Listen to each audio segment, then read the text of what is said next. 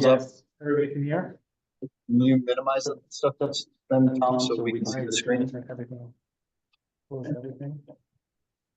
Close that. Great. Okay, and let me get my timer going so that we're fair and balanced. Okay. All right, everyone. Thanks for joining us here tonight. My name is Mike Weinhauer. I'm with SMERG, San Francisco for Responsive Government. I'm here to present to you the case for why we believe you should vote no on Measure T. This is going to go really fast because there's a ton of material, so I apologize in advance for the speed. I'm always happy to follow up on things as needed. You're going to hear a lot of acronyms and things like that tonight. Don't get too hung up on that. The big picture items are pretty clear, right? And they focus around things like trust and numbers and whatnot that'll make sense to you, but you're going to hear some of that stuff and it's a little crazy. Fundamentally, why we think you should vote no on Measure T is that Measure Y was passed only 4 years ago, and the will of the voters should be respected. Measure Y importantly holds our elected officials accountable and balances the corrupting influence of big money, as you'll see in a few slides in local politics, like focusing development around transit corridors and whatnot. And importantly, very importantly, it requires that affordable housing actually gets built in situ in the projects that are being developed. And it's resulted in a lot of affordable housing. Similarly, Measure Y has allowed for significant development in San Mateo. So we double check our speakers. They're claiming a echo. Go. Give your mic on. Give your mic on still. Turn your mic on. Turn your mic on. Tom, you got to turn. Tom, you got to turn it on. Yeah. Mute your mic. Mute your mic. Okay. Are you guys good now? Is the echo gone? Is the echo? No, sorry, that echo's terrible. Okay. They're good? Yep. Sure. Minute or two here and there. Measure Y has allowed for substantial development in San Mateo. I've lived here about 10, 15 years, and I'm sure all of you who have been here have seen a ton of development, right? There's no denying that. So a couple of things that you'll probably hear tonight, or that I'm pretty sure you'll hear tonight, is you're going to get a lot of scare tactics, and that's what those glossy mailers are telling you. But they'll implement the builder's remedy, right? I know it's Halloween, but everybody take a breath. It's a scare tactic. It's not automatically triggered. It's a process that we'll have to go through. It's generally used against cities. There's some cities in California that are kind of telling the HCD to take a hike, like they'll mention Menlo Park and Cupertino and others. San Mateo has acted in very good faith. And to date, the builder's remedy has yielded precisely 0 projects and 0 units of housing. Another scare tactic is the city says they're going to come in and upzone your neighborhoods. Again, not automatically triggered. The city will have to trigger a backup action, which will involve finding those units. We believe because of all the upzoning that's happened with General Plan 2040, that they'll be able to find those units without having to come into our neighborhoods. They will also tell you throughout this their presentation that the city will still require 15% of affordable housing. And that is simply not true.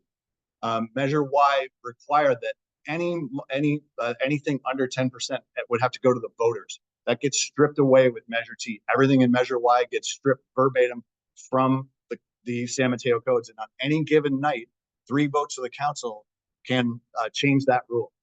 So it takes away all of those protections. It's really important. It opens the door to in lieu fees. That's one of the things that developers love. They just want to give you some cash and go build yourself a ghetto somewhere else.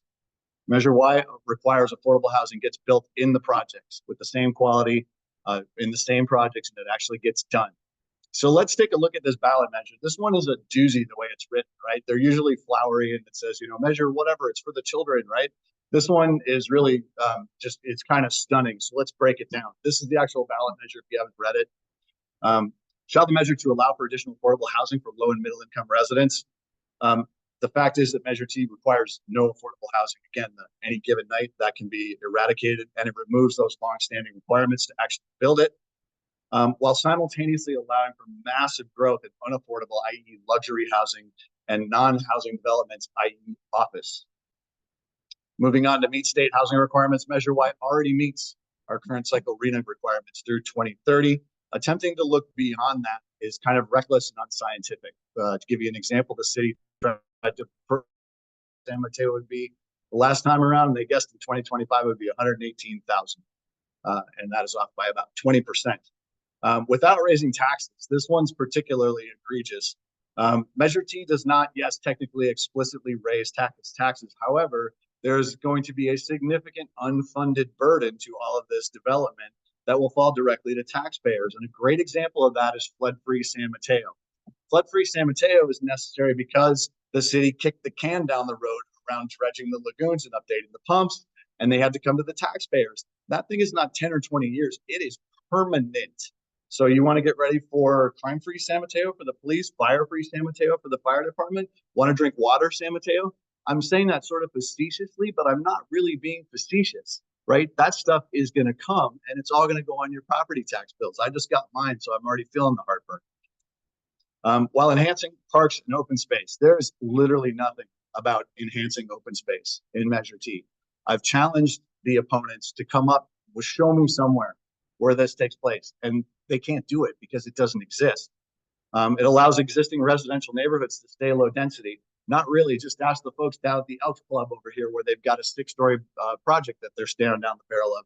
And this is an actual rendering of a project that is directly adjacent to my neighborhood. There are single-family homes, 1-story houses right across the street. This is a 7-story building going up right next to the 2 oldest buildings in San Mateo.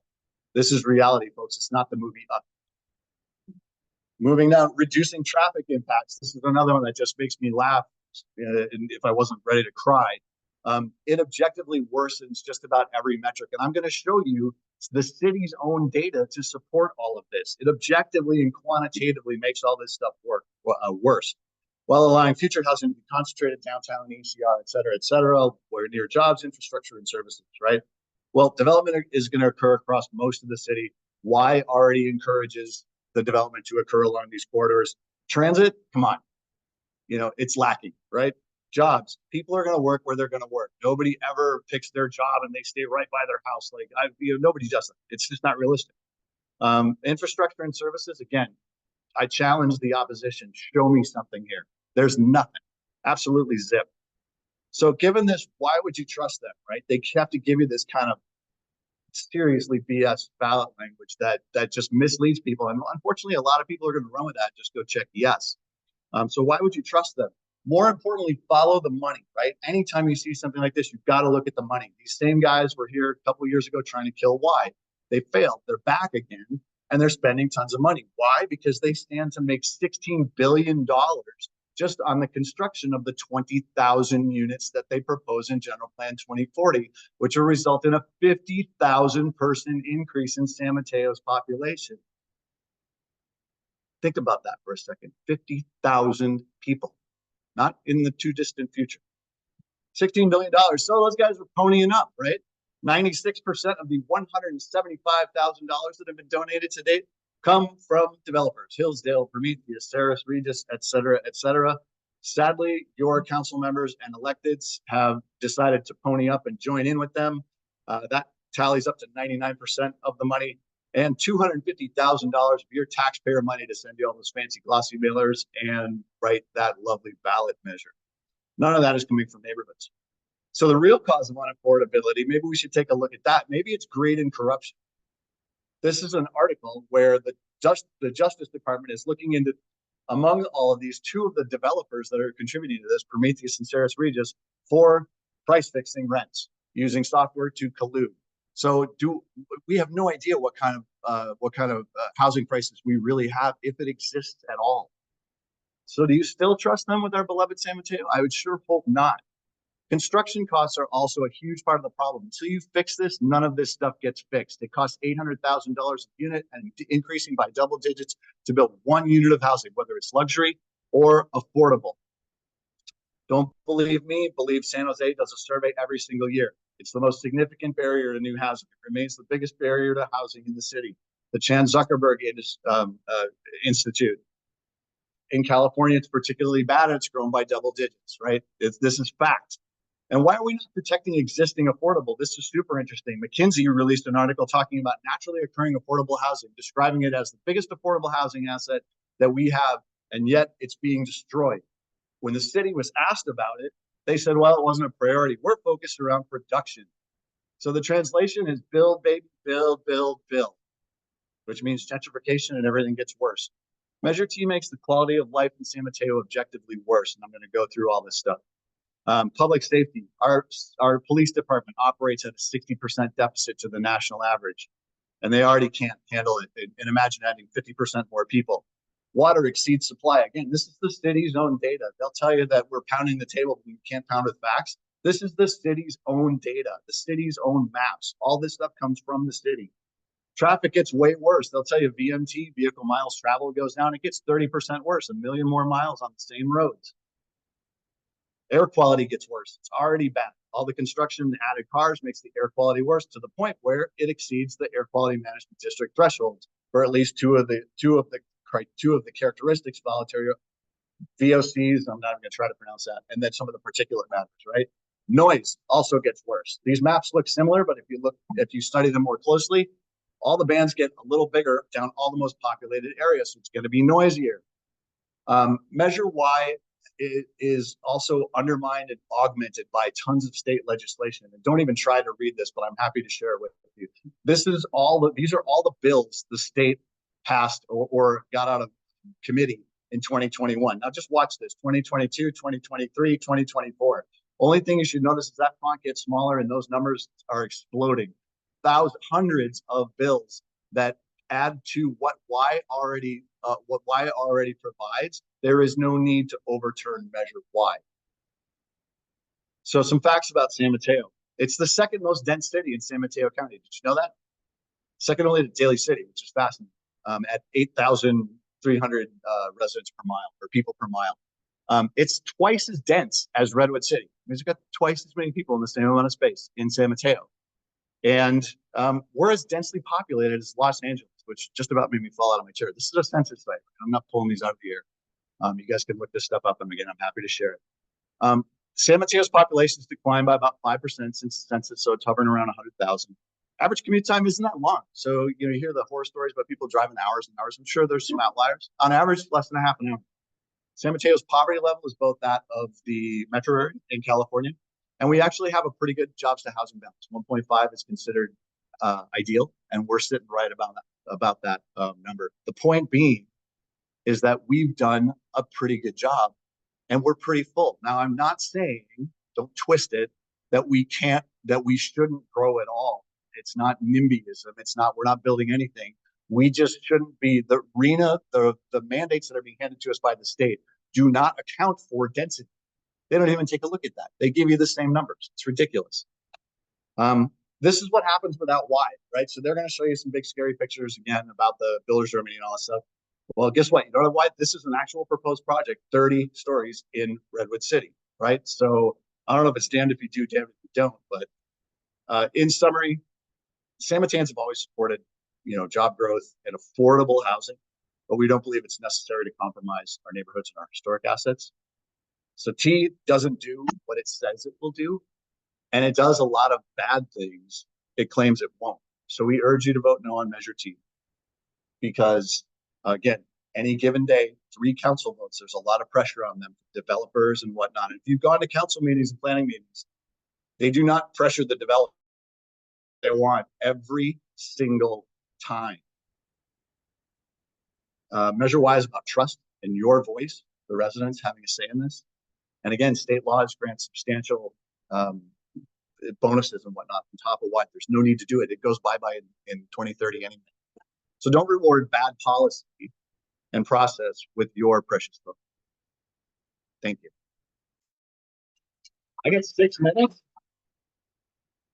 That kid. All right, I went like a squirrel on meth. Yesterday, I ran right up into the time limit, but I'm sure nobody will complain about getting a few minutes back. So, and we will have Q&A. So, I will see. You want to switch places? Kill my audio.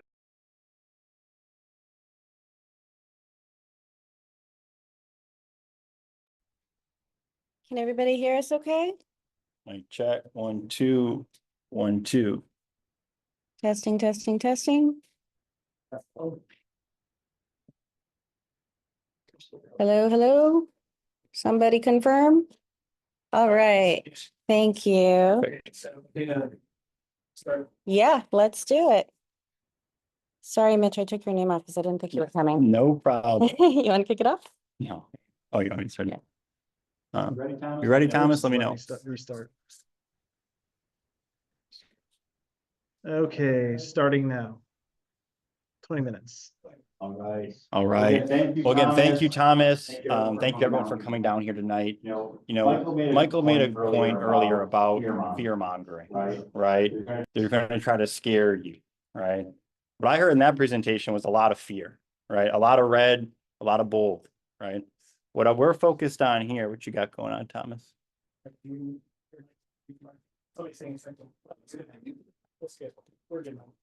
Oh, okay. What we're here to do today is to talk about what's actually in Measure T and what it means for San Mateo and some of the questions that you should ask of your fellow neighbors when they are advising you to vote no. Now, I think a lot of the folks with the SMRG group will say, and will be the first to say, they're not land use attorneys. They are not government lobbyists. They are citizens, informed citizens many times, but they are talking from a place of, I think, I feel, I believe. Measure T, and what we're going to present to you today, has been studied over 6 years of general plan comments, 6 years of feedback from the community, study, measurement, data. So we're happy to jump in tonight with the sole goal of providing you the direct information and allowing you guys to make the best decisions for you and your family. Sure. My name is Mitch Spiegel. I'm the co-chair of Yes on Measure T, along with Annie Tsai. Hey, Split screening here at the lovely San Mateo Senior Center. Let's go to the next slide, then we'll hit it. We can definitely talk at the Q&A part, but can we pause this quickly then? Yeah, I'm not affiliated with any development groups. I'm not, affiliated with that. I am I work with residential primarily, but I work for, again, tenants, a place with landlords, anything in between. But again, what was that? What company? Sequoia Real Estate. No, I'm as my own individual. And I'd love to get back to the presentation. And if you guys have Q&As. Yeah. And again. Well, like I said, I'm the chair of Measure T, co-chair with Annie Tsai. And if it's okay with you guys, I'd like to continue. Okay.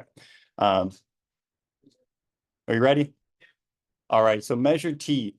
So we are looking at Measure T and from what the city has put out, right? We view Measure T as a continuation of the work that's been done through the years, Measure H all the way through Measure Y in 2020, right? As new data comes in, as the political climate changes around housing and the lack of affordability here in San Mateo, is that we and San Mateans, right? I live right on Wilshire and Fernwood up there, is we need to prepare for maintaining local control in our system, right? And that's important, I think, to everybody in here, is maintaining local control. Jerry Hill, you'll see as a quote here, Jerry was one of the ones, as you know, former mayor and congressman, correct? Congress, State Assembly. State Senate, sorry. He wrote Measure H, right? And one of the reasons that we're really excited about is that we have such a broad coalition of support from folks all across San Mateo, from folks like Jerry, from your current congressman, to your carpenters union, to your laborers, to your small business owners downtown, right? That is a key fundamental part of ours, that people are excited in our community about the prospect of building and incentivizing more housing without putting a parcel tax, without adding another tax to real estate transactions, without adding a sales tax. I'm ready for the next one when you are. And so it comes down to two main questions, right? How does housing get into our city? Do we prefer to be concentrated and taller, or do we want it to be spread out and medium height? The second piece, do we retain local control in this process? Do we continue with the community-led, the 6 years of study, the data and everything in between? Or do we risk relinquishing that to the state? The option that you have before you in front of Measure T is local control, local studies, local voices, local data. And we're pushing this forward as the best option for San Mateo. Next one when you're ready. 68% of the residents providing feedback supported concentrated 8-story density, right? That's our neighbors, right? Those people who surveyed, many folks in this room who came down to those community meetings when they had those discussions around what should that height be. 68%. So people are not only behind this, but they're excited for it. They want that more concentrated density downtown. So when folks talk about how it's, you know, it's big developer money and everything in between, 68% of residents want concentrated downtown transit-oriented development. That's the stats. And again, as Michael pointed out, these are stats right from the city website. Diane Pappin, well, you can let it go. Well, Diane Pappin, I think, had a really good quote. And I just want to touch on it here. It's about maintaining the character of our community. You know, San Mateo at its very core is, I think, a community that's very welcoming, right? A community that very much so cares about our homeless populations, our senior populations, our veterans, youth, people who can't afford to buy a $2 million home, right? People who want to live here and want to stay here, but are currently being forced out. As I mentioned earlier, we're, you know, supported by the community. So I would urge you not to fall for the, you know, the quick knee jerk of developers, people who want to spend. Look at this map, right? You'll recognize the firefighters. You'll recognize the police officers association. You'll recognize labor unions. You'll recognize your San Mateo County Chamber, your downtown San Mateo Association, your realtor groups, groups that have fought side by side to instill Measure Y and continue that on, are now on the side of Measure T, saying this is how we can best move forward. This is community groups. You look at an SMRG or any of those presentations, where are their groups? Where are their endorsements? Where are people who are back there saying, hey, we're going to put our name on that we back that? Here are just a few of them. We get the thing a lot is that it's just, you know, high level people. It's talking about this. These are real voices. These are real quotes, right? We had a quote about the Elks earlier. We talked about this in Beresford Hillsdale. Nino plays handball at the Elks, right? He's up on our wall. This is a local guy, a local San Mateo firefighter, and these are his words. So this idea that it's some outside group that doesn't know San Mateo and doesn't understand the problems. This is someone who is tasked every day with fighting fires in our community, keeping us safe. And on the next part too, and I think this is a special piece, is when we look at all of the district, right? All of the city council, all of the San Mateo based school board of trustees, not one, not two, not three, but every single one of them supports Measure T. That's powerful, right? It's rare to get 5 people to agree on anything, much less all these different folks. And these are the people too. And again, I always harken back to the idea that, you know, it's just developers. These are people who have signed their name up to support. Many more people that are in this room today, and some folks are in this room today. These are individuals who have said, I'm going to put my name down. I'm excited about incentivizing housing in San Mateo. They talk about the money piece of it. 8% of our donations have been under $500. Right? While, you know, again, developers have cut larger checks. No one's going to deny that. But when you look at the actual roles of the voting, we have 40+ donors of people who are cutting checks 500 or less, people who are in this community, right? And that is an important piece to realize, is that although it's an easy knee jerk about the developer piece, it's simply not true, right? Real people are putting their hard-earned money behind this measure because they're excited for it and they feel it's the best way forward for San Mateo. Again, we have a couple quotes here that, again, I think are powerful, right? A 4th grade teacher who would, again, love to be able to live in this community. Someone that, you know, we trust to take care of our kids, to teach our kids and to raise them. They can't live here, right? We talk about a family, the amount of family, they were fantastic. We met them in such a nice group. But they see the same thing. Their friends are being pushed out. Their family members are saying, hey, you know, we'd love to have another kid, but we can't buy a $4 million home that's 4 bedrooms, right? And they are getting pushed out. These are real voices, right? This isn't pie in the sky, you know, pseudo facts. This is the real voice from real people here in San Mateo. Next, when you're ready. Yeah. And kick it off, Annie. You ready to jump in? Sure. Okay. Hi, my name is Annie Tsai. I have lived here since 2012 and I am not affiliated with developers. I work in the private sector. I love to write and I do a lot of volunteering in our community. So it's nice to meet you all. Measure T, I think the one thing, if you want to take away from this, I think most people in this room know a lot about sort of what the details of Measure T are by this point. As several people, I think, several people were also at other meetings this week that we were presenting at. And so if you want to dig into any of the details of what the ballot measure actually represents, I'm more than happy to stay later. I hear we're getting kicked out at 8:30, but we'll figure it out. I'm more than happy to talk about the details. The most important thing out of this is that it was a community compromise. A lot of people participated in the general plan. Raise your hand if you participated in the general plan process.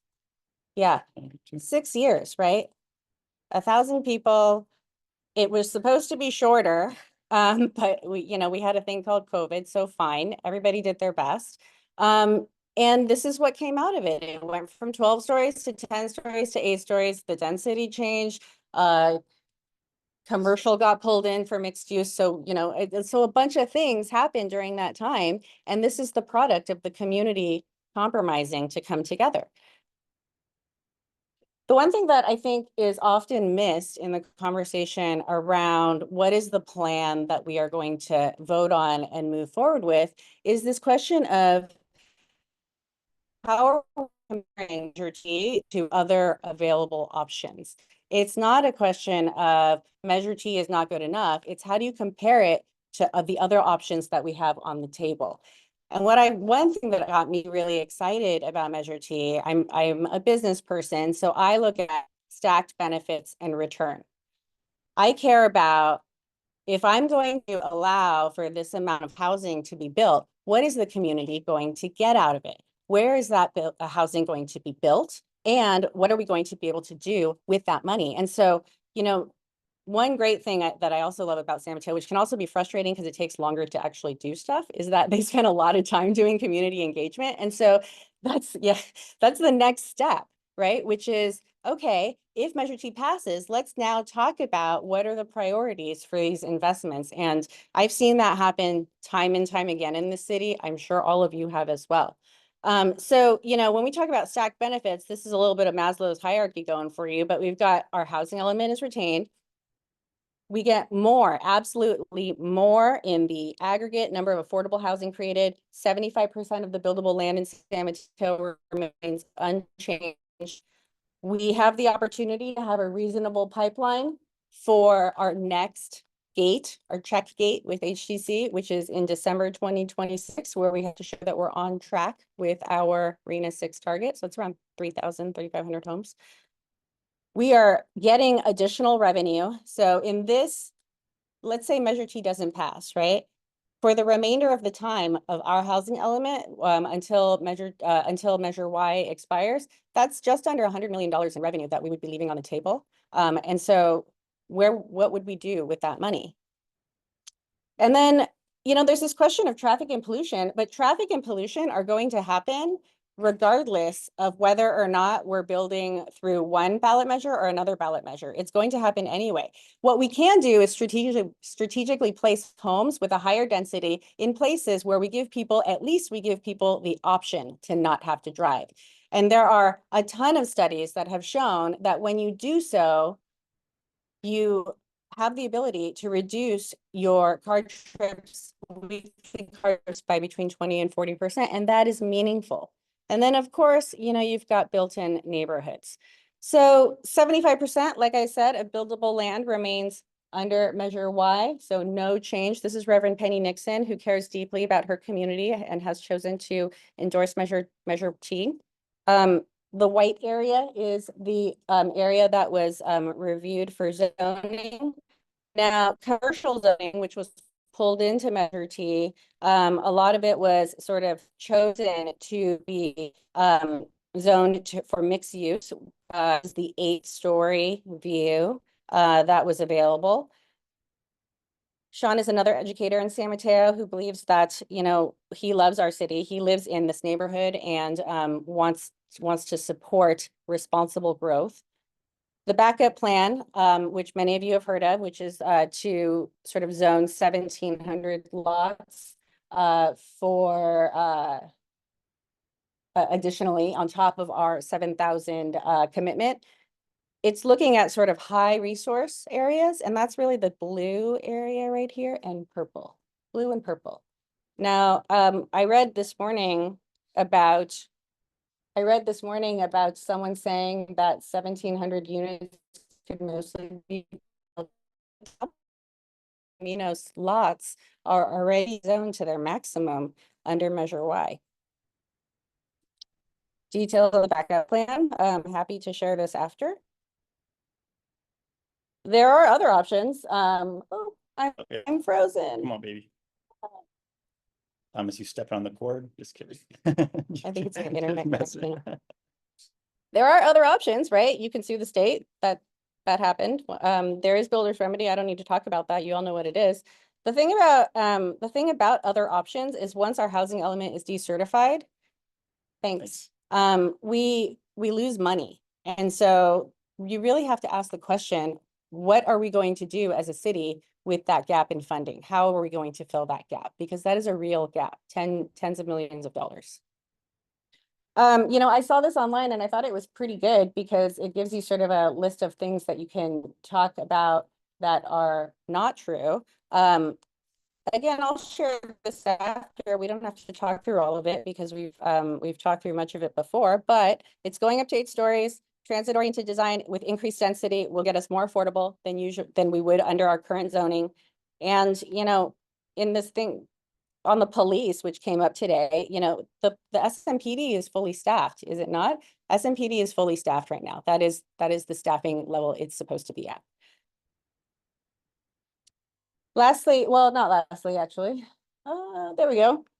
Measure Y was placed on the ballot in order to extend the current zoning, so the general plan process could be completed. This was also before we knew what our housing commitment would need to be to the state. And so here we are, you know, and it's a little disheartening to hear that there's some messaging around, you know, Measure Y forever.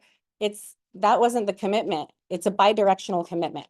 We should go to the vote and we should put it to the voters. This language around measure, you know, we need to go to 2030 was not the intention that we understand it. This was submitted in public comment. Very real. Under current zoning for the last 14 years, San Mateo has had on average 140 new homes constructed per year for 14 years. And I don't know about you, but that does not sound like much growth to me. And so, you know, as a voter, it's really important for me to have the information to make the best choice with my vote. And so I want to know, and I think as all voters, we should all want to know, how do you plan on getting 4,770 affordable housing units built under current zoning in San Mateo? We need to see the plan. Yeah, please ask that Please question ask. in the Q&A. Because no, saying no is not a plan. Saying no is not a plan. We should all know the plan for how those who oppose Measure T propose to solve the problems that Measure T addresses. Because we want to compare apples to apples. We're not saying that, you know, we're only looking at zoning. We're looking at stacked benefits and return opportunity. And so what is your plan to solve the affordability crisis when, this is fact, San Mateo has never, not once, met affordable housing? Do it now when it's almost 3 times as what it's ever been. What is your plan to address existing infrastructure needs? Those needs are not going away. They've always been there. But if we don't have that $100 million in excess revenue, that's definitely going to go to taxpayers. But at least this way, with higher density, with additional impact fees, we have the ability to help offset. What is your plan to support our small businesses? What is your plan to mitigate traffic? Same question. What is your plan to backfill the funding deficit if the city's housing element is decertified? 10, 15, $20 million a year. What is the plan? Because that's real. Those are real dollars that impact places like this. Where do you propose to find 715 affordable housing units under the backup plan? It's pretty tough. Which one of your neighbors do you propose to have their single family lots zoned under the backup plan? Which under SB 10 gets you to 20 units. So, you know, David Canepa's quote, which is Measure T is a reasonable and smart plan to address growth. Looking apples to apples, there are a lot of stacked benefits that you do not get with the other options. And those are the facts. So I think we have some time left, yeah? Ooh, just in time. Please, again, please ask these questions. You guys deserve to know the answers, and you deserve to be able to hear folks speak to that would have you vote no on this. Thank you, guys. Thank you. It's about time you're ready, huh? How do you want to do the mic? Good question. I think you're in the middle. Can we so just like maybe I'll turn the camera off and I'll turn the I'm gonna camera turn my off and I'll just video. put the microphone, this mic in the middle of the table. Question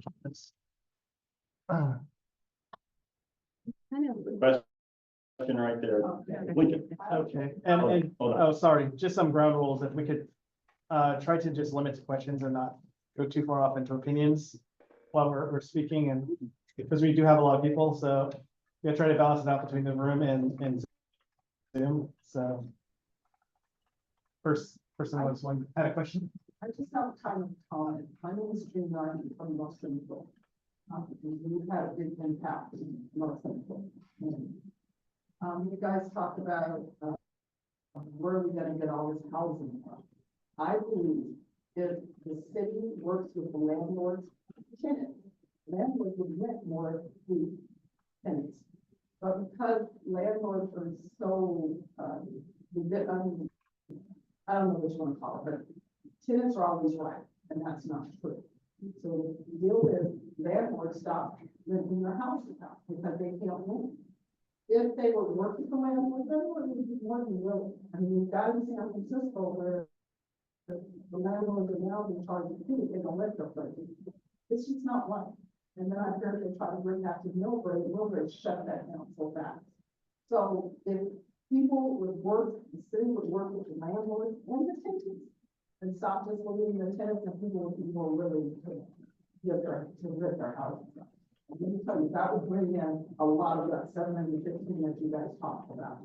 But, you know, doing all of this and people continue to say transportation, you know, we don't have parking for the transportation. If you ever looked at how much transportation there is, not cheap. They cannot afford that, you know. So you got, I just think in North Central and when you're seeing what they offer, we're getting these plans here for the ones that aren't as blessed as some other people. You know, first it was the parking, then it was the bulkheads out that, you know, they never asked us about, they just planted them. And nowhere else did you see all those things you found out. So I'm just saying that we spend the time on working with landlords and tenants, we would have a whole lot more and affordable housing, because a lot of times tenants and landlords don't go home rent, they go home rent for 5 years. Because I can see them struggling, not anybody's struggling. But that doesn't happen now. Because of all the things that happen with revenue law, wrong, it's not right. That would bring, to me, that would bring in a lot.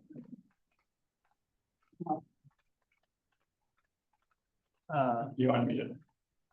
Just to like, Is there a question there? Yeah. So my question was that some of the high polling numbers with the REM were sort of the question was, would you support higher buildings if you could have more open space? And there was this idea, you know, okay, if you go higher, we'll have a half the block as a park or some ridiculous thing like that. But you know, if you go around and look at some of the new buildings that have been built, maybe they'll have a little corner with a couple of benches, a parklet or something, but nobody's sitting there and they're not that appealing or attractive. So I would just like to know exactly, how does Measure T plan to enhance open spaces? To me, that's like a kind of a timer or I mean, I just feel like that's not gonna happen. And I get it's part of the appeal that I believe Measure T is trying to make. Yeah, great question. So that's an easy answer, really. Two pieces. One is that when developers, or even yourself, anybody put on an addition or an ADU or anything else, is that you pay impact fee. Those fees go to the city, right? Those fees, that revenue is what pays for park maintenance. It pays for Beresford Hill sale to get a nice new community center right there. Those fees, that development generates the money that then flows to all these different services. So that's one part of it. The second part is when you look at larger developments, a great example is Bay Meadows, right? Those parks and all the things that were in there were part of what the city negotiated with the developers to talk about, hey, you want to build this density? We want these parks. And I'm sure you spent tons of time at Bay Meadows, right? Went to the Chipotle or whatever. Those parks are beautiful. I see kids there all the time. They have a couple of different playgrounds. So those are the two primary reasons, or ways. One, revenue, right? You got to feed the beast to pay for all these nice things that we have. The second is that the city also has those different levers to pull with developers when it comes to community benefit. And that benefit could be a Bay Meadows Park. That benefit could be a number of different things. Does that answer? Again, happy to take a quick follow-up. I would, Can I yeah, we have Recommend do a a following question. can I No, Michael. add on to that? Just from a, counterpoint. First of all, Bay Meadows was built under Y. So it's, there's no difference, right? Second of all, the maintenance of the parks and open spaces, when you see the developments that are going in, you're absolutely right. There's so much pressure to build, and developers want to max out their ROI, that you're seeing all those developments go edge to edge, very little massing, straight up. You're not going to see additional open space. And look at the projects for the parks. Like Sunnybrae Park didn't even have park equipment, and the Central Park renovations are all, that money gets siphoned off almost every single time to go for like grade separations or whatever. And it never finds its way to the parks And and open spaces. can we clarify? It's my understanding that the impact fees for the parks tend to come at the end of the project after it's built. And while, there's a lot of existing park infrastructure that's deteriorating, could really use that money sooner. Sure. Well, yeah, you're the accountant, brother. You would know. But yeah, you're exactly right. And Kim, to Michael's point, right, is that that revenue that comes in, look across the street, right? That pays for that. And maybe some gets siphoned off. Maybe it's not exactly how you want it, but we see it. It's right there. Like, look over there. That's where that money goes. That's how increased revenue through developer fees improves the open space of the parks. And then we do an online, somebody put it in the chat. The online. And it's, the question is, does Measure T make any changes to the general plan use map set forth in the 2040 general plan? Or does this essentially just bring those changes? It brings the general. Say the question louder. Does Measure T make any changes to the general plan use map set forth in the 2040 general plan? Or does this essentially bring those changes forward? You want to take this one, Michael? I was actually, I don't know how good I am multitasking, but so the general plan 2040 is in effect, right? It was passed, it was adopted. There are parts of San Mateo that, where the zoning exceeds that of Measure Y, and now my mouse isn't working. That's why this has to be brought forward. So where it exceeded Measure Y requires that it be brought to the voters. So there's a decent chunk of San Mateo that, and I'll try to pull up this map, I don't know, it's not cooperating, that exceeds it, that would be implemented, that would not be implemented if T fails, and would be implemented if T passes.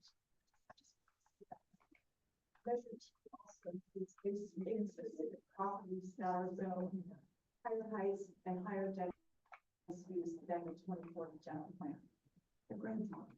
This one? You're talking about the mountains. No, there's the Marriott. That's all. I'm saying it's different than the general plan. This is much higher intensity. Well, we're happy to, so, I mean, I'll just jumping in. think Michael did a great job of explaining that, right? Is that the general plan is the framework, right? Those are the guidelines that weren't in place back in, again, 2020 when Measure Y was passed. That is the framework. If you want to look at a parcel by parcel zoning and how high things can go and how low they can be or what the use is, that general plan that, again, everyone worked on for 6 years, that is, and what Measure T is doing is allowing those sites that were zoned for higher densities than Y will allow to be enacted and be able to move forward. Sorry, the Wi-Fi must be really slow. Visual of the difference. So, So I don't know.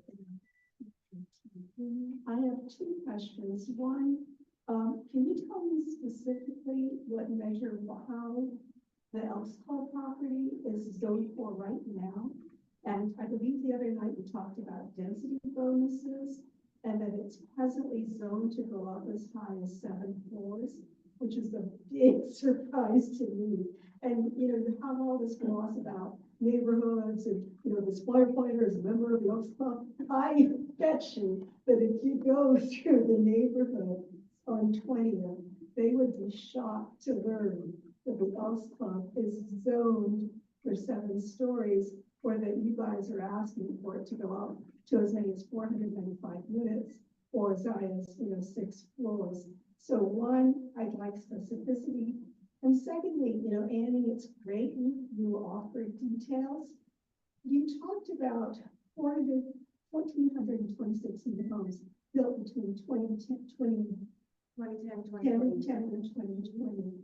I see there have been a lot of new buildings that either have gone up or where there are holes in the wall, in the ground. Presumably, when the city okayed those, there was discussion as to how many units of housing there would be and how much of that was affordable housing. Can you, I'm very much a numbers basis person. Can you give us the exact numbers of all the developments that have been approved since 2010? How much of that is going to be housing units and how much will be affordable housing? And for the ones that are holes in the ground, what the projected completion of that is? And just give us an accounting so we can actually see, you know, where this, I mean, what the problems are. Yeah, I can't do that right now, but I'm happy to That's a get heavy it question, to a you. good question, Yeah, right? I'm happy to Lot get to it to unpack. you. Yes, that would Yeah. be terrific. I looked at the 2023 number, and so 2023 was 122 units were constructed, and I want to say the affordable that got permitted was something around like 90 or something like that, but the percentage of permitted that gets to completion. I'm in the meeting. Is really wide ranging, and so that's why we only look at completions, because a lot gets permitted that doesn't get completed. Well, I guess I'd like to see, you know, what that is, building development by development, particularly since, I mean, it sounds like, you know, a fair number has been permitted. And what is it that they agreed to build? And also, if you guys have estimates as to how much those units are going to be offered for, and what is low-cost housing? Are those numbers up there now? So wow, there's a lot. There's a lot to unpack there. So I don't want to make this super scientific, but what I did is I took some of the big developments that are down there, block 20, block 21, Bespoke, Post and Bean, Kiku Crossing. And the sum total of those units, and y'all can check my math on this at a later time, about 1,751 units. So built and or permitted, right? This is pipeline stuff, approved, some of it's built. Yes. Right? Of that, 433 are affordable. Now that's a big number of affordable percentage wise, only because Kiku is entirely affordable. And the only reason that's the case is because the city gave Kiku the land, or like $1 or whatever. And those units still cost $760,000 a unit to build, right? You take out Kiku and Bespoke, which is Talbot's and Tomatina, right? There's that's going to be all affordable. You take it out, it's only 137, but the 137 represents 10 to 15%, depending on when they were approved, required by Y and or required by an ordinance passed by the council in 2020, I want to say, right?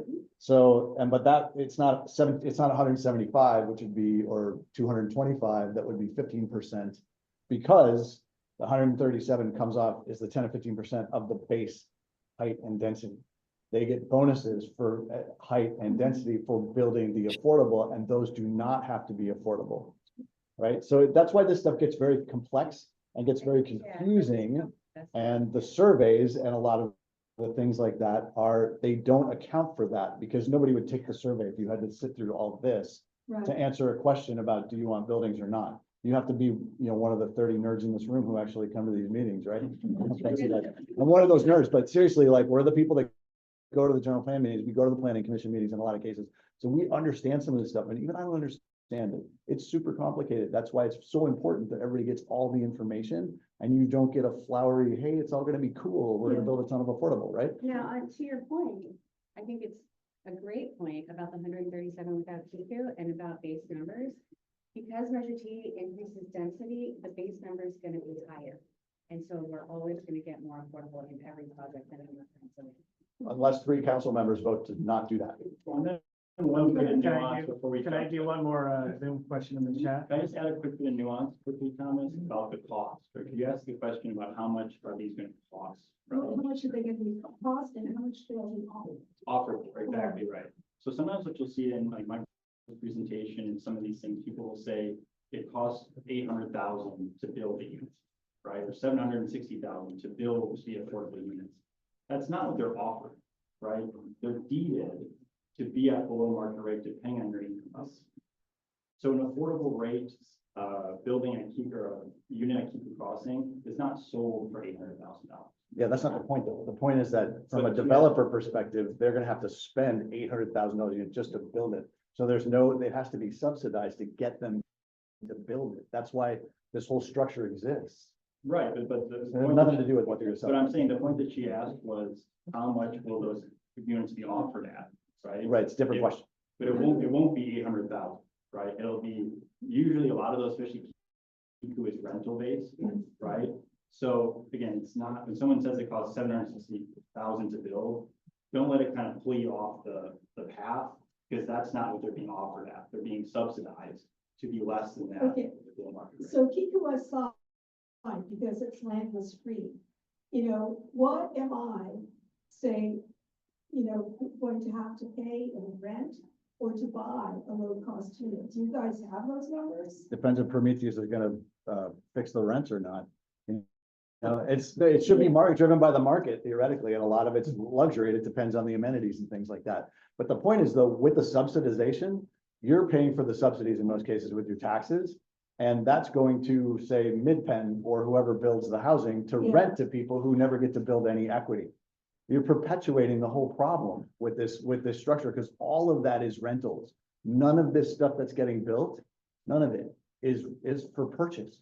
Well, we got a lot of smart people in the room that understand that at the core in San Mateo and throughout the Bay Area, the central issue is supply, right? It's not. If you bring supply up, if you added 1 million units here in San Mateo, the prices would come down.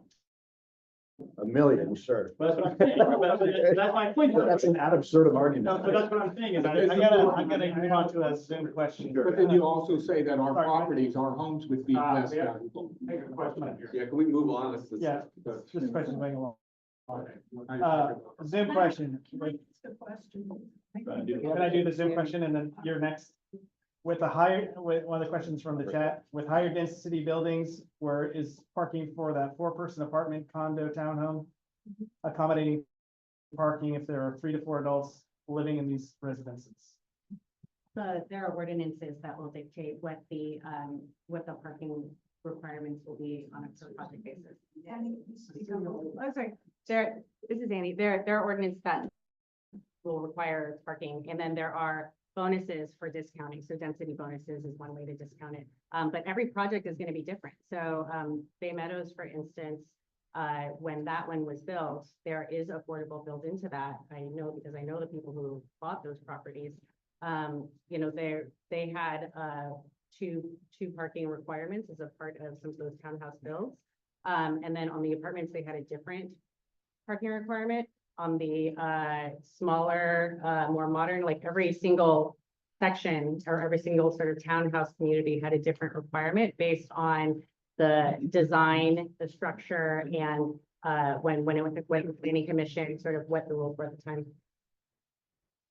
I just say a lot of the state laws, that bevy of laws I told you about, a lot of those grant concessions to developers where they don't have to provide any parking or very nominal parking. You see a lot of projects, the taller, denser ones with 0.6 parking spaces per unit.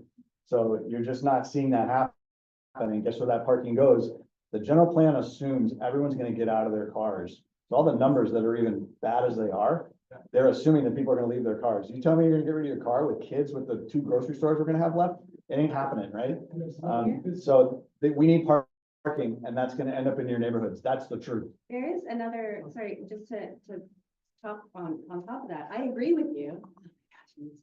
I agree with you. One example, do you remember what happened at the 7-story monstrosity that went up in North Central? Because our housing element was not yet certified. Oh, the one by the fire It was station? like, what, how many minutes was that? 20 minutes? 0 parking, because Because it was a ridiculous. builder's remedy Because it project, was a builder's remedy theoretically. project, because our housing element had not yet been certified.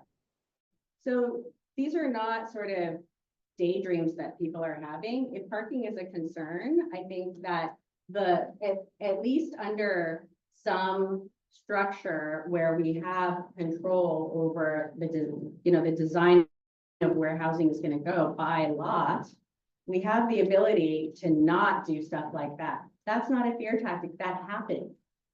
We have some local control now, and we're still seeing those parking numbers, right? So. We go to Joanne, who waited so patiently. Thank you. I'm a Raise your hand. long time North Central resident. Grew up in North Central, except for a few years we lived in Belmont. Bought our first and second house in North Central. Raised my 3 kids in North Central. Our biggest issue in North Central is parking. The house across the street from me, the house next door to me. My neighbors have 4 kids, they're all grown, they're all still at home, they all Have have cars. cars. The other neighbor, same thing, he has older kids, they all have a car. I mean, it's musical chairs with cars, especially on streets with me. My question is affordability. I'm not seeing it with building up, how that's gonna make it affordable. I would ask the cities that don't have height limits, how has that panned out as far as affordability? Because It's no better. I went with a relative earlier this year looking for apartments, and I mean, 3,000 for a studio, 3,500 for maybe a 1-bedroom, some even more. So, I mean, maybe that's affordable to some of you, but in my mind, it's not. It's a terrific point, Joanne, because the reality is that the prices and everything in the Bay Area have all gone up the same.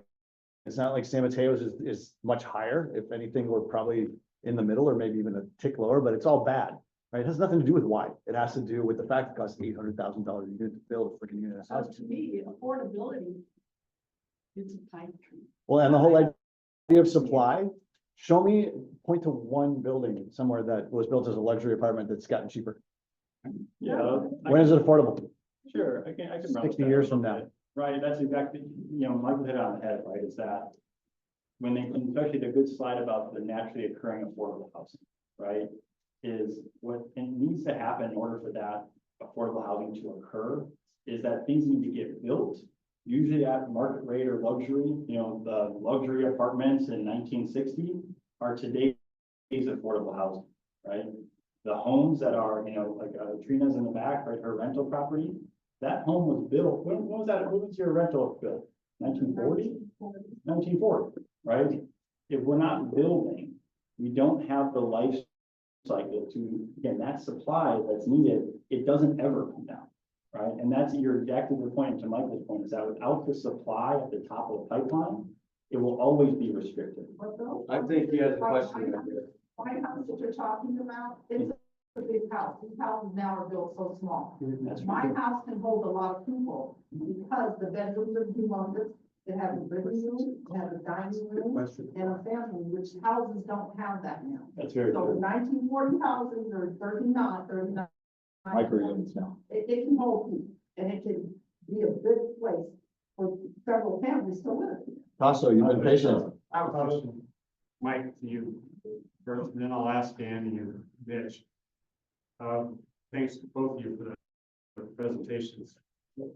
My measure Y follow P, right? Right. And then before that it was H. Yes. And I've heard a lot of things about how no growth. Has San Mateo grown in the 30 years under those? It's grown significantly, as I said. I mean, you guys have been here, you've seen the development, you've seen the population numbers, you see that we're the second densest city on the peninsula with a density of Los Angeles, right? So even though grown. we've had measure Y, There's been a ton of growth. there's been a growth. It's just that it hasn't been I've been showing you. exponential growth. These are right? just projects that are near downtown, right? Tons of them. But it hasn't been skyrocketing growth, right? We've been able to do it smartly. Is that the point? I would argue that, yes. And I think So most people we've here been would agree able with to that. manage growth while we manage the infrastructure changes that are needed to accommodate the growth over the 30 years. I mean, I still think we're a little behind on that stuff, right? We could, but yeah, we've done better than most. And we've been able to manage the cost for our essential services along with that in our budget cycles. That'd be fair. We've been a fiscally responsible city.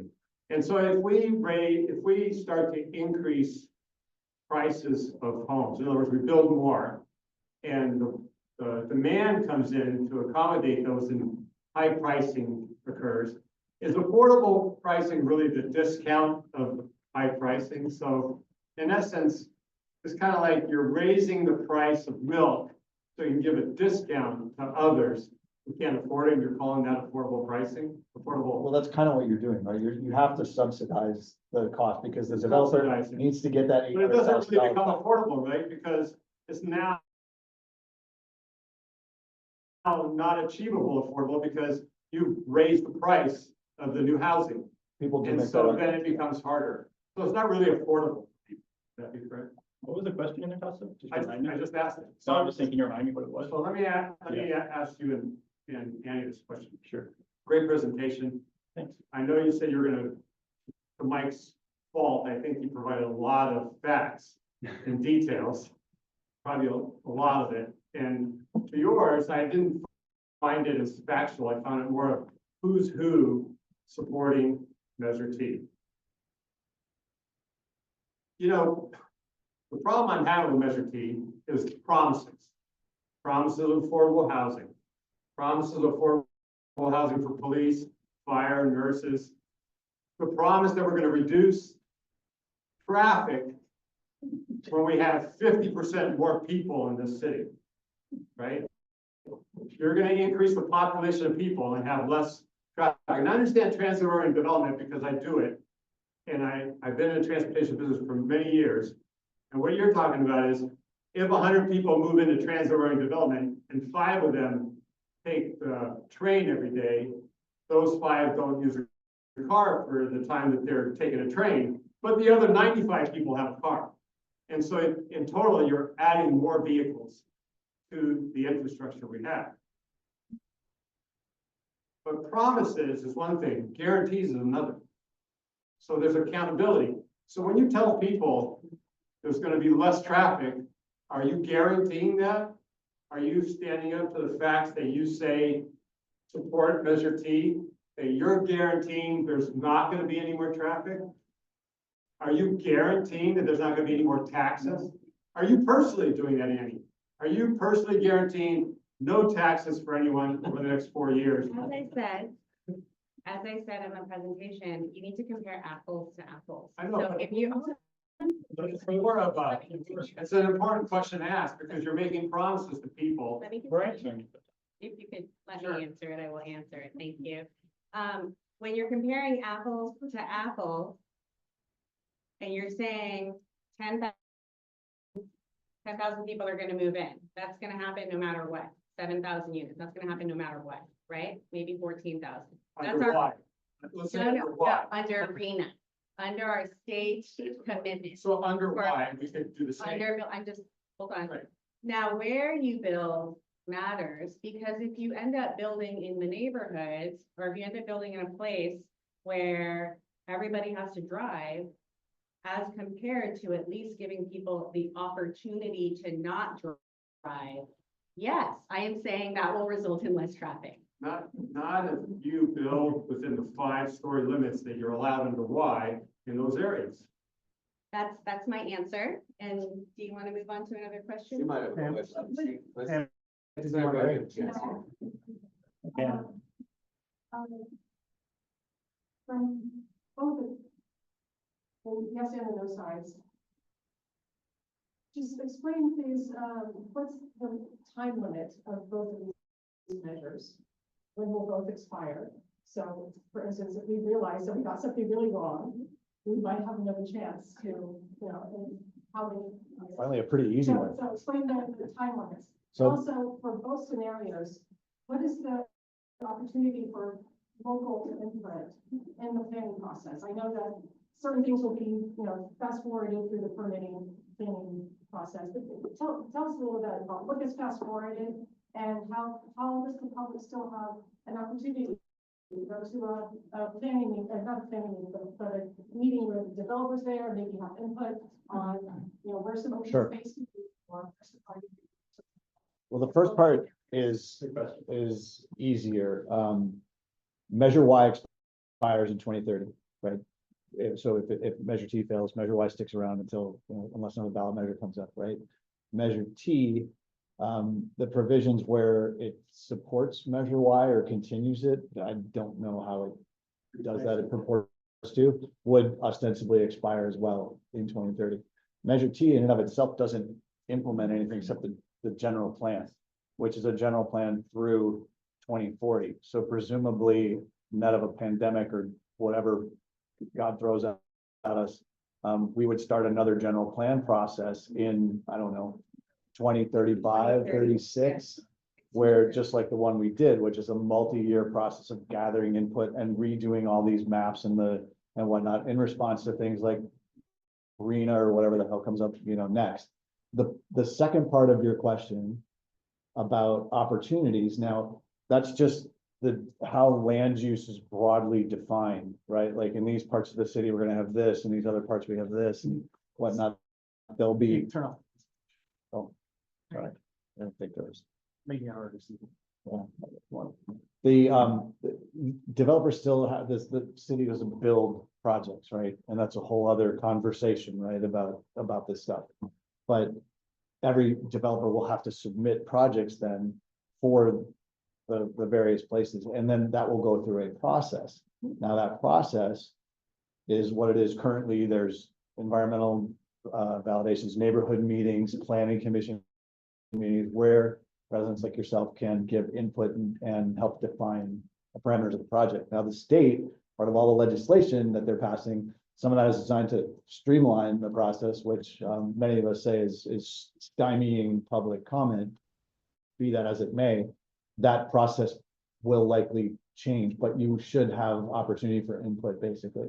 One of the threats of things like builder's remedy, however, is that, and frankly, with a lot of the legislation, though, so it's not just builder's remedy, SB 35, SB 9, I mean, again, I can show you that map, is that a lot of this stuff becomes ministerial. In other words, there isn't public input. You submit the project and some city person stamps it, which is kind of scary. Just to add to what Mike is saying, an example, something additionally that the city can do, and I believe the city is planning on doing something around this. I've heard talks about it, but I'm not sure exactly. Maybe Lisa, you can speak to this, is having a design framework for downtown. And Standards, is that right? yeah, design standards. San Carlos is an example of a city that recently published what their downtown plan would look like. And any developer that submits a project in that area, within that zone that has been outlined in the design plan, has to follow certain requirements. And so when the design plan process comes together, I think this is a really important opportunity for community to come in and say, open space needs to be a priority. Setbacks, I've heard setbacks a lot, like setbacks, we want setbacks with places for kids to play, you know, whatever it is. Parks, right? And so that's the opportunity to say, okay, we've done the zoning. This is only a zoning conversation. Right? We've done the zoning. We say, this is all stuff that's possible. Now, what do we want to do with it? And I think that's going to be really exciting. So that's kind of why I jumped on. Those are important conversations. Lord, with Lord, we go to, Hand raised for a while. Exactly why regulations that went into zone regulations would expire. That measure T would expire. Yes. Yeah, measure Y expires in 2030. But it was Everything outside the proposed study areas include everything that is in Measure Y, that will not expire until it's changed. So there's no, what's in the regulation, it's part of the 2040 general plan, is in the code. Yeah, and see, and that's where I've been, believe me, like I live and breathe this stuff.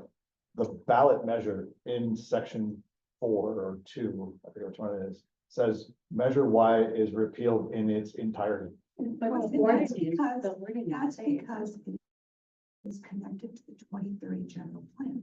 So if you look on the ballot measure in the attachment, it's crossed out, every line is crossed out. What is in Measure Y is ported over to outside of the study areas, is ported over to the 2040 land use regulations. Except that it can be overridden by 3 votes at any given It can point. be overridden. Except for the 25%, right? Yes. That's more effective. go to Lori. Many of Lori, them. let's have Lori. Boy, Lori's been waiting. Measure Y requires 15% inclusionary housing in residential projects. Please explain how Measure T creates more affordable housing. And also, how do you trust developers to build projects that are beneficial to San Miguel and respect our historical assets and neighborhood character? This has not been demonstrated by recent developments. Great question. Yeah, I can jump on that one. So the affordable housing one, I think, is the easiest one. Simply because the city council has coded in the 15% affordable into our city code for all new residential developments. So the 15% to 15% carries right across. Now, Michael will say that it's 3 votes at the council. You know, I would be hard pressed to see any council member stand up there and say, we don't want affordable housing. But yeah, I'm sure he'll bring that point up. The part, I got you, is that how does Measure T increase the amount of affordable housing? Now that's a great question, right? So what it does is that it increases the density, right? So let's say you have a project like, you know, let's say it's 200 units and 15% of them have to be affordable. If that project now is able to go to 400 units, you've delivered double the amount of affordable units, right? Because you've changed that density allotment of those places. So a place that would normally under measure Y give you 15, right, or 30 affordable houses, under measure T with increased density would allow that to be more. If they want to go up to that height, right, and get those benefits that we've talked about, they would need to provide more affordable housing because it's more dense and there's more units. But they really wouldn't be affordable because the pricing of those other units would drive that affordability price up. All housing prices would go up based on the demand. So the affordability matrix price point would also go up. It wouldn't be down, it would be higher. Well, I think you brought up a good point earlier, and actually, I'll come back to you in a second, but was that He a also good has a answer to your question, yeah, so kind of. I get a second. This in development, Sure. you know, and I think that's a dangerous thing. I mean, you don't have to go. No, it's a great question, and and again, Fees. And just to show you how complex it is when that happens. I mean, it was not easy, Bill, to come crossing with all these funds. I mean, the same thing's happening with this fund, you know, in the Alcott project. You know, you gotta wait 1 year to put all those funds together that developers are throwing in these in lieu fees. And you have to get grants to build that. So I think inclusionary is much better. Inclusionary meaning. Meaning it gets built. Sure, again, I think too, the conversation that will continue to happen, right, is that community benefit piece. And the in lieu fees, and that is that continued negotiation that, like I said, I would love to see this many people at a planning commission meeting, I went down from the last one I went to, I saw me and Thomas hanging out. Those meetings are exactly where, as you said, that community can voice and say, this is what we want, right? This is what the people want, and where that is guided through.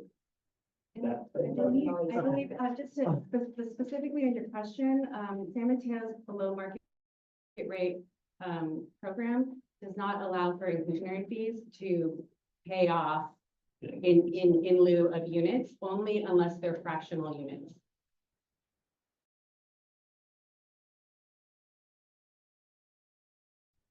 Meaning it's like an actual unit. So our city ordinance does not allow. Can we go to Mike for a question? Yeah, I want to clarify a few things. One thing you mentioned was, and this is what we brought up about promises, you said $100 million. So now that's just if everything's built out, $100 million. So if nothing gets built out, we're still at zero. So you really shouldn't say $100 million because that's the kind of things you guys bring up that's very upsetting because you bring up promises.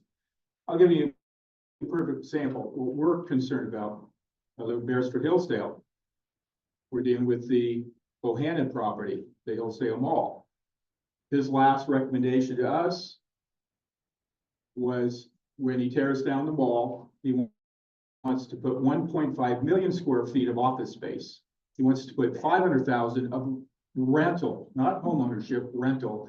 And he wants to put 250,000 worth of retail, but he's keeping the Nordstrom's building, which accounts for a lot of that retail. So most of it's going to be office buildings. How does that help? And that's throughout these projects with the mixed use. And that's what you guys aren't telling us, that most of this stuff is either rental. There was a lady that said homes, she wants homes. There's no homes being built. It's all rental properties, it's office buildings, it's retail, and all this is making it, but you can answer it. But all the developers want is the ability to maximize their properties, and you can't get away from that aspect of it. And it doesn't fit in with this San Mateo that we have grown under Measure Y. So if you could clarify that. Awesome question, right? I think on the minds of a lot of folks, right, it was, what does mixed use mean, right? Is that 99% office building with one big multi-million-dollar penthouse at the top? Is that mixed use, right? Well, the definition's a little shaky, right? What the city is working on right now, Tom and I were down the other day, is figuring out what is the minimum amount of residential that fits in the mixed use residential piece, right? And again, we need your feedback, right? They're working on that right now about deciding what's the minimum. We've seen numbers around 25%, we've heard 50%, but it's still in the process, right? So your point is, for Bohannon or anybody else that's trying to develop, if they want to develop office, in the idea that, it stays under the Measure Y limits, again, it's the same Measure Y that has always been. When we're talking about incentivizing housing production, which is what Measure T's aim is, right, is not incentivizing building, but is incentivizing builders to add housing, or just like you said, the financial benefit part of it. Yeah, but it puts us back in the same hole as we were before with more office space, and we have a lot that's empty. The other comment Mr. Bohannon made was the fact that when I questioned him about the amount of office space, he said, well, and I think you regret saying it. He said, well, that's where I can make most of my money. Yeah, That's it's the cheap to build statement that he office. made Can with office space. we go do one more question? And this will probably be the last question of the night because it's already 8:30. The gentleman in the back. My name is Josh Copeland, born and raised in San Mateo. Probably the only one born and raised here, maybe.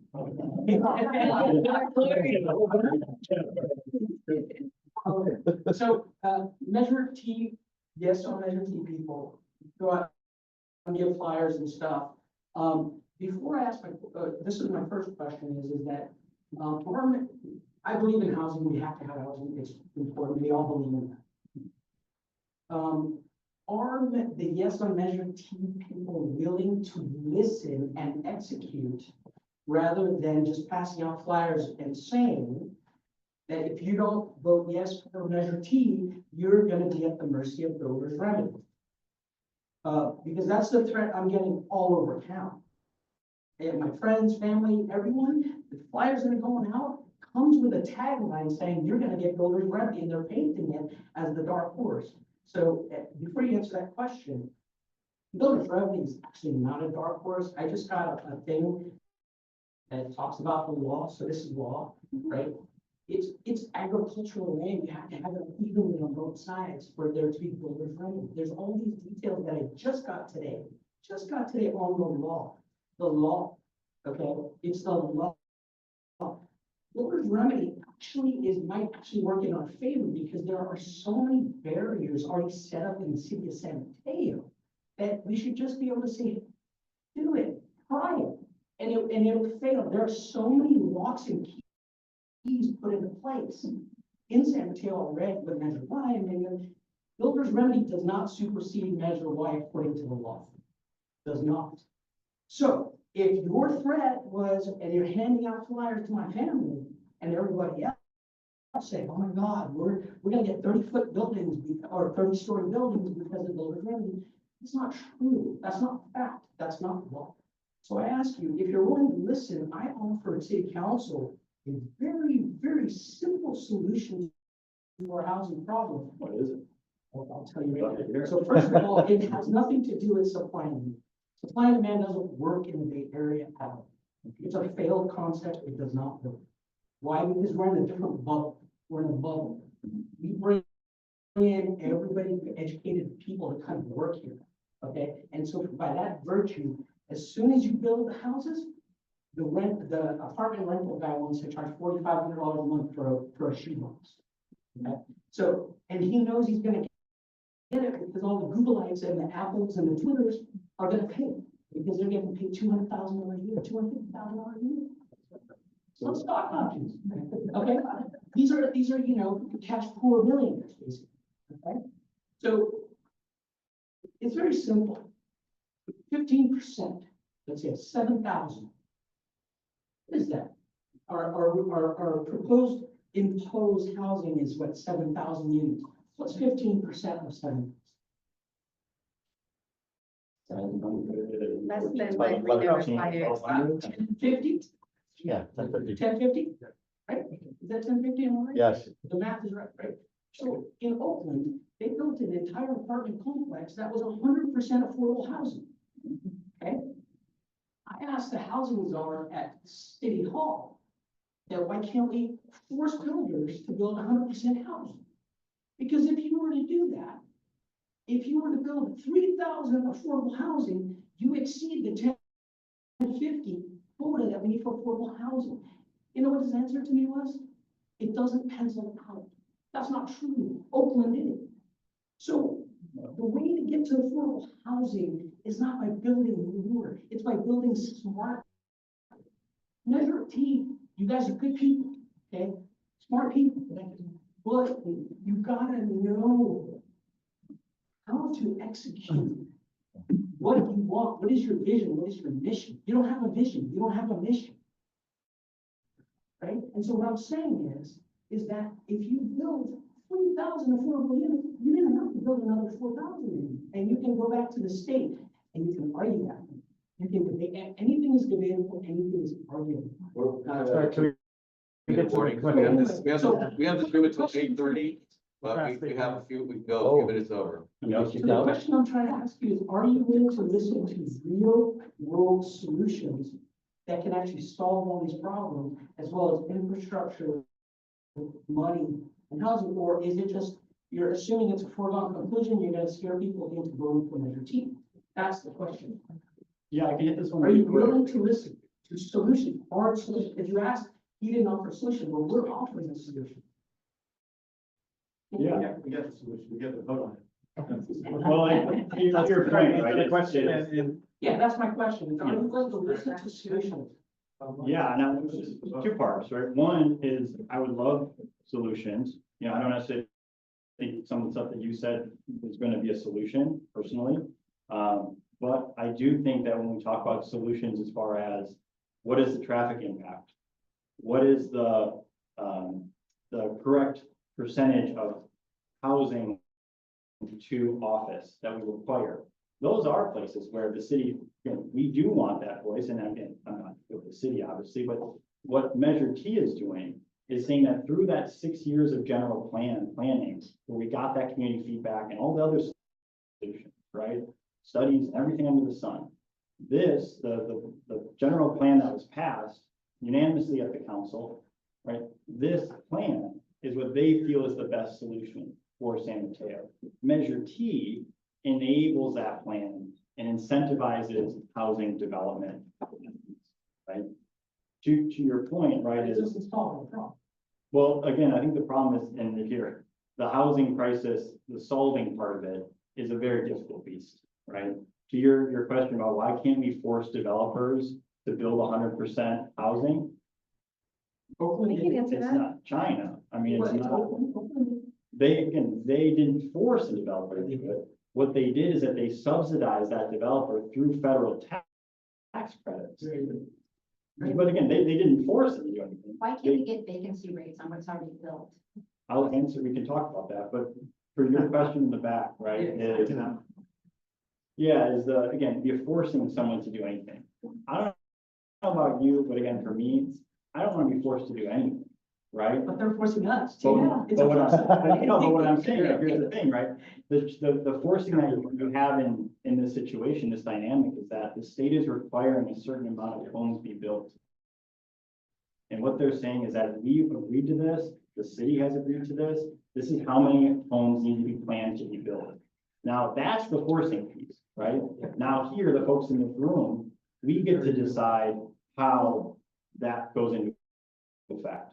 Do we utilize Measure T to increase the density of these buildings and then do it for housing? Do we not? Do we sue the state? Do we try to find a backup plan? And I Find think, another way to fit those units into the existing 5 stories that's allowed. and I'll say the same thing, right? Is that, and I've said it time and time again, is that if Measure T were to fail, and we didn't say in this presentation, but we have 6 months to get this backup plan passed. If Measure T were to fail, I know from Andy's sake and my sake, we're gonna be right there trying not to get to the builder's remedy, just like everyone else. Why don't we want builder's remedy? Because I want local control over San Mateo. Let's work together to keep the control. Well, yeah, that's exactly the point, right? What's the Right. 6 months we have? Mike, Mike, did you want to We're chime in on this? conditionally. And then we'll wrap it approved up. for the housing. I get a chance. If Measure T does not pass. we Yes. have 6 months to come up with a backup plan I to think find we can these do that. units Yeah. that is then accepted by HCD. Part of the But conditional approval. why hasn't the city council and the planning commission in the last year and a half That's their failure. Start- And that's why it's been. do that work? And then we wouldn't be in this situation. They could have remedied it. You're saying 6 months to do it. They've had a year and a half to put this whole thing together They weren't. and focused satisfy on the that. state. But they do, that's not what the developers wanted. Focused on it. Okay. Well, it's not- So I'm sorry, but Okay. that's. I think we gotta wrap up, but Yeah, we gotta wrap up. Mitch, you got to Mike? talk a lot, so if we give me a minute here to Did just the mayor say wrap up, something? I think, you know, what Mitch said was that a lot of this comes from the state. You know, we agreed to these numbers. We didn't agree to these numbers. They were forced down our throats. The general plan was a very faulty process. A lot of us believe that general plan and the land use that was designated, all the mixed use, is a gift to developers like Bohannon and Prometheus and whatnot, who were heavily involved in getting people on the dais and getting that general plan shaped. Voting against Measure T repudiates not T necessarily, but that whole process, and kind of says, go back to the drawing board. You can get there. And we're kind of calling their bluff. So I'll leave it at that. Okay. It's about trust. Thank you, everybody, for.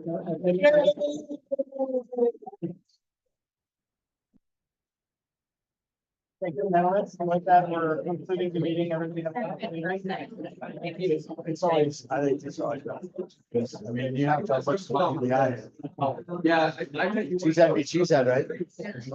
He's my cheesehead brother. Yeah. You know, I get